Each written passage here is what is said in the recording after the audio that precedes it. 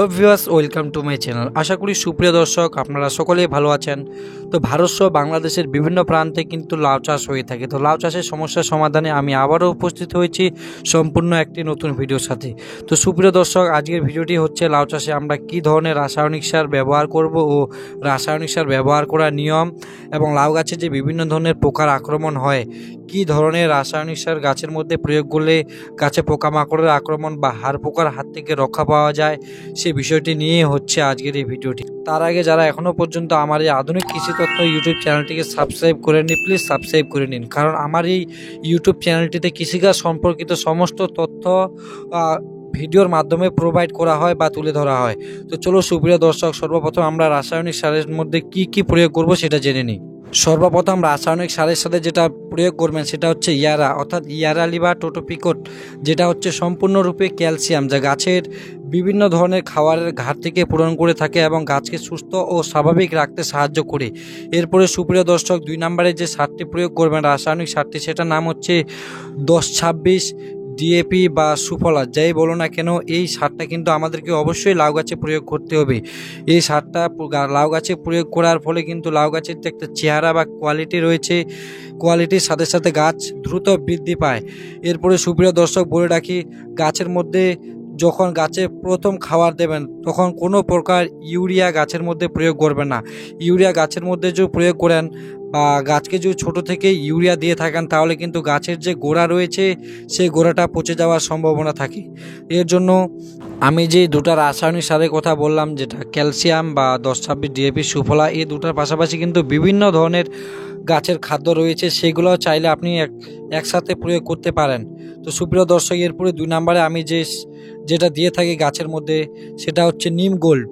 এই নিম গোল্ড প্রয়োগ করার ফলে সুপ্রিয় দর্শক কী হয়ে থাকে বলে রাখি, গাছের মধ্যে যে সাদামাছি, মাকড়সা, ঘাসফড়িং, হাড় পোকা, ডোরা পোকা, সবুজ পোকা, জোনাকি পোকা ইত্যাদি পোকার আক্রমণের হাত থেকে কিন্তু এই গাছকে রক্ষা করে থাকে এই নিম গোল্ড।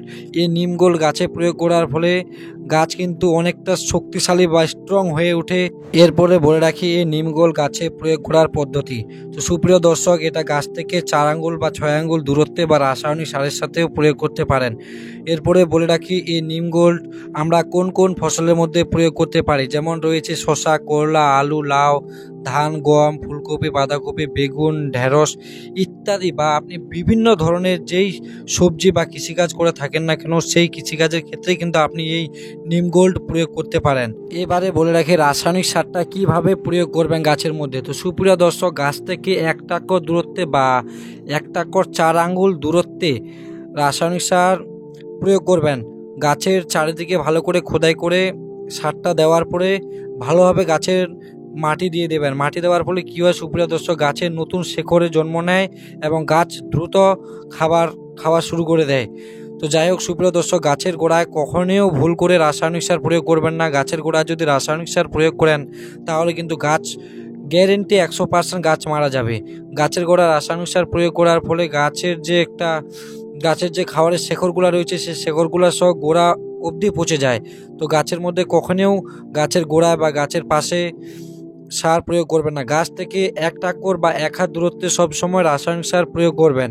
এরপরে সুপ্রিয় দর্শক, আমরা জেনে নেব যে গাছের মধ্যে কি ধরনের ফরাডন আমরা ব্যবহার করব। তো সুপ্রিয় দর্শক, এই যে দেখতে পাচ্ছ টাটা কোম্পানির প্রোডাক্ট জায়গন্ট ইনসিটাইড, এটা কিন্তু একটা ফরাডন, এটা কিন্তু হাই পাওয়ার ফরাডন। সুপ্রিয় দর্শক, এটা গাছে প্রয়োগ করার ফলে গাছে যে কোনো পোকা, গাছ একেবারে সম্পূর্ণরূপে তিতা হয়ে থাকে। এর ফলে কিন্তু গাছে সহজে পোকার আক্রমণ হয় না।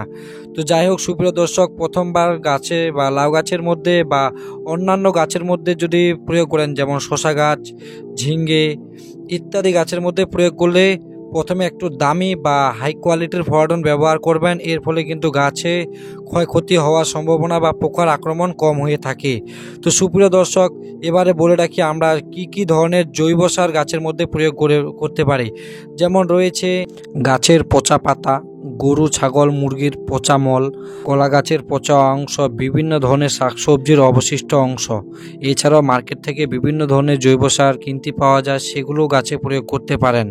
তো যাই হোক সুপ্রিয় দর্শক, লাউ চাষের পাশাপাশি সমস্ত কৃষিকাজের সম্পর্কে তথ্য পেতে আমার এখনই এই আধুনিক কৃষি তথ্য ইউটিউব চ্যানেলটিকে সাবস্ক্রাইব করুন এবং ভিডিওটি যদি ভালো লেগে থাকে তাহলে অবশ্যই বন্ধুদের কাছে ভিডিওটি শেয়ার করে অপরকে দেখার সাহায্য করে দিন। আবারও দেখা হচ্ছে একটি নতুন ভিডিওর সাথে, ততক্ষণে আশা করি ভালো থাকবেন ও সুস্থ থাকবেন।